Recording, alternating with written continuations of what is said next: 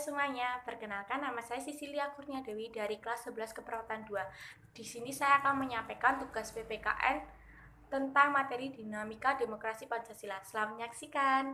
Yang pertama adalah makna demokrasi. Demokrasi dapat ditemui dalam berbagai kehidupan, baik dalam lingkungan keluarga, sekolah, dan masyarakat. Demokrasi di lingkungan keluarga dapat berupa pemberian kebebasan berpendapat.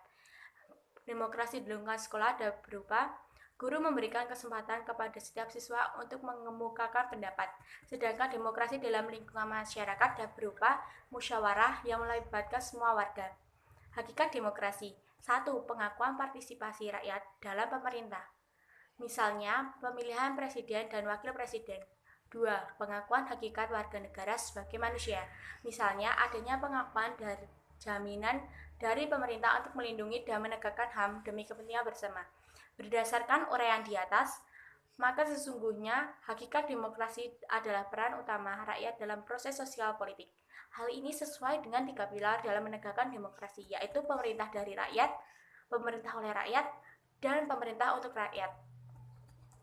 Prinsip-prinsip demokrasi menurut Harry B. Mayum sebagaimana dikutip oleh Maryam Budiarjo dalam bukunya yang berjudul Dasar-Dasar Ilmu Politik mengungkapkan prinsip dari demokrasi yang mewujudkan suatu sistem politik yang demokratis. Adapun prinsip tersebut antara lain sebagai berikut. A. Menyelesaikan perselisihan dengan damai dan melembaga. B. Menyelenggarakan pergantian pimpinan secara teratur. C. Membatasi pemakaian kekerasan bahkan sampai meniadakan. D. Mengakui serta menganggap wajar adanya keanekaragaman. Kemudian, menurut Alumudi sebagai di mana dikutipkan oleh Sri Muryan dan Saifullah dalam bukunya yang berjudul Ilmu Kewarganegaraan, suatu negara disebut berbudaya demokrasi apabila memiliki sokok guru demokrasi sebagai berikut. 1. Hak-hak minoritas. 2. Jaminan hak asasi manusia. 3. Pemilihan yang bebas dan jujur. 4. Kekuasaan mayoritas. 5. Pemerintahan berdasarkan persetujuan dari yang diperintah. 6. Kedaulatan rakyat. Prinsip demokrasi yang berlaku secara universal yaitu A. Keterlibatan warga negara dalam pembuatan keputusan politik. Demokrasi adalah pemerintah yang berdaulat rakyat. Dalam pembentukan keputusan politik, rakyat atau warga negara selalu dilibatkan baik secara langsung maupun tidak langsung. B. Tingkat kebersamaan kesetaraan di antara warga negara. Persamaan merupakan sarana penting untuk kemajuan setiap orang. Dengan prinsip persamaan, setiap orang dianggap sama, tanpa membeda-bedakan dan memperoleh akses serta kesempatan yang sama. C. Kebebasan atau kemerdekaan yang diakui oleh dan dipakai oleh warga negara. Kebebasan dan persamaan merupakan fondasi demokrasi. Macam-macam demokrasi.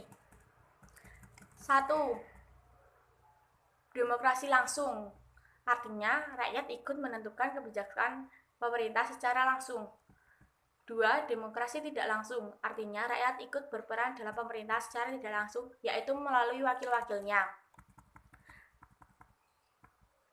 B. Atas dasar prinsip ideologi, demokrasi konstitusional yaitu demokrasi yang menerapkan kebebasan individu. 2. Demokrasi rakyat yaitu demokrasi yang mengutamakan kepentingan negara di atas segalanya dan tidak menghargai kepentingan individu serta menciptakan masyarakat tanpa kelas. 3. Demokrasi Pancasila yaitu demokrasi bersumber dari kepribadian bangsa Indonesia. C. Atas dasar yang menjadi perhatian, demokrasi formal yaitu demokrasi yang menjunjung tinggi persamaan dalam bidang politik. 2. Demokrasi material yaitu demokrasi yang menitik beratkan pada upaya menghilangkan perbedaan dalam bidang ekonomi. 3. Demokrasi gabungan yaitu demokrasi yang mengambil kebaikan serta membuang keburukan dari demokrasi formal dan material. 3. Ciri-ciri demokrasi. 1. Adanya persamaan hak bagi seluruh warga negara dalam semua bidang. 2. Adanya pengakuan, penghargaan, dan perlindungan terhadap hak asasi rakyat.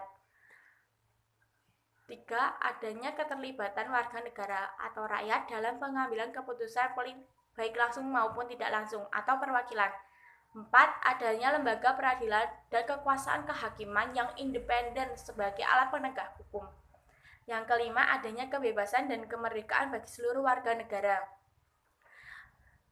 Sekian materi yang dapat saya sampaikan. Mohon maaf jika ada salah. Terima kasih.